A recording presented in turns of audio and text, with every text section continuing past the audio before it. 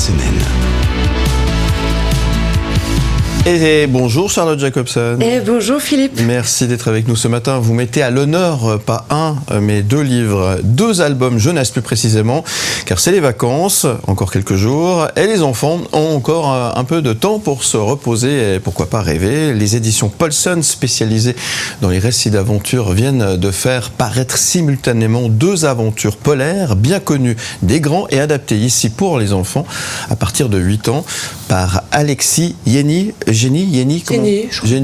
voilà. Ouais. Très bien, vous êtes arrivé avec ces 2 bouquins. Merci d'être là. On est là pour vous écouter. Racontez-nous. C'est des très beaux dessins, c'est très sympa. C'est pas mal, hein. Ouais, ça nous plonge carrément dans l'univers. 2 bouquins. Expérience immersive. Oui, voilà. On va... Pas un, mais 2 aujourd'hui. Oui, on va entrer dans l'hiver progressivement. Du coup, je suis raccord, je me suis enrhumée, je trouvais ça pas mal. Oui, très bien. Parfait. Alors oui, les 2 sortent simultanément avec celle qui savait se débrouiller toute seule. Alexis Jenny, qui est romancier et auteur français passionné d'aventure, raconte l'histoire d'Ada Blackjack qui survécut à l'impensable de 1921 à 1923 sur Wrangel, qui est une île désolée de l'océan Arctique entre la Sibérie et l'Alaska, autant dire au milieu de nulle part. Quand on regarde sur un planisphère, on a du mal à la trouver parce qu'elle est à la coupe à droite ou à la coupe à gauche. C'est une jeune Inuit solitaire et sans ressources qui doit s'occuper de son enfant malade, et cette Ada décide de s'engager volontairement pour le compte de l'explorateur canadien Stephenson, dont le but est d'étudier l'écosystème de cette petite île inhabitée en vue d'en faire une colonie britannique. Elle embarque avec 4 jeunes hommes et un chat. Son rôle sur place sera d'aider à assurer la vie quotidienne, principalement coudre et cuisiner, pendant que ces messieurs chassent en échange d'un salaire. On lui dit que les livres exagèrent beaucoup le froid polaire et que tout se passera à merveille avec de bonnes chaussettes et un peu de sucre. Mais notre Stephenson ne revient pas une année plus tard comme promis. Les chaussettes reprisées ne suffisent pas à survivre. Ada va devoir apprendre à se débrouiller seule, à affronter ses peurs, abandonnée de tous ses compagnons. C'est l'histoire d'une héroïne de l'ombre avec un tout petit prénom, Ada, et une très grande énergie. Alors Lucille Birba, illustratrice, s'est donnée au blanc polaire toutes ses nuances, on le voit, de bleu, de rose, de noir, avec ses craies grasses, et représenter la fragilité de cette petite Ada par rapport au grand et robuste garçon et à l'immensité de son environnement, une fragilité qui rend son destin d'autant plus impressionnant. Voilà, c'est une histoire vraie. Oui. Du début du siècle dernier, raconté à hauteur d'enfant. Avec celui qui voulait tout faire très très bien, Alexis Jenny, évoque dans un 2e album, qui est ici, les aventures de l'explorateur norvégien Nansen, je crois que je prononce bien, qui a vécu au 15e siècle, 19e siècle, c'est n'importe quoi, et dont l'obsession était d'atteindre le point le plus haut du globe. C'est dans celui-là. Voilà, c'est celui-là, celui qui voulait tout faire très très bien. C'est jamais assez pour lui. Son expédition à bord du Fram, c'est le nom de son bateau, pris dans les glaces et évoluant au gré des blocs zigzagants, a duré 3 ans dans des conditions assez effroyables. C'est un scientifique, ce Nansen, doublé d'un sportif aguerri. Il a été champion de patinage sur glace.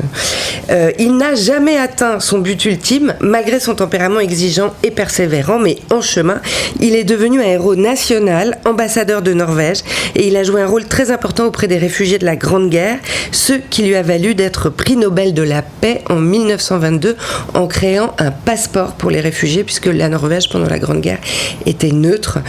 Lui, il a fait énormément. Donc, sportif, explorateur, c'est surtout sa persévérance qui est là mise en avant. On a une nouvelle illustratrice pour cet album, entre aquarelle, pastel et crayon de couleur. Zafuko Yamamoto parvient à rendre les couleurs opaques pour le rendu des immensités glaciales et chaleureuse et douillette pour le rendu des scènes d'intérieur. Donc moi j'ai choisi ces 2 grands albums pour leur douceur, leur sobriété, leur élégance, et ce sont les premiers d'une collection documentaire de grandes biographies. L'auteur et les artistes illustrateurs sont parvenus en peu de mots et en seulement quelques tableaux à en apprendre beaucoup sur les valeurs et les ambitions de personnages qui sont devenus des légendes internationales. Ces albums infusent dans l'esprit des enfants des pages d'histoire de l'exploration du monde et plantent les graines de la curiosité. Et puis, avec un peu de chance, ils inciteront les parents à découvrir Le passeport de Monsieur Nansen, un récit du même Alexis Jenny pour les adultes, et Ada Blackjack, survivante de l'Arctique de Jennifer Niven, qui sont des récits pour les grands, tous deux publiés aux éditions Posen, qu'on remercie ici de décliner toutes ces belles histoires, également pour la jeunesse. Effectivement, c'est très très bien. Des bouquins à lire tranquillement au coin du feu, c'est sympa. Exactement. C'est cosy, c'est douillet, c'est sympa. Celle qui savait se débrouiller toute seule, celui qui voulait tout faire très très bien.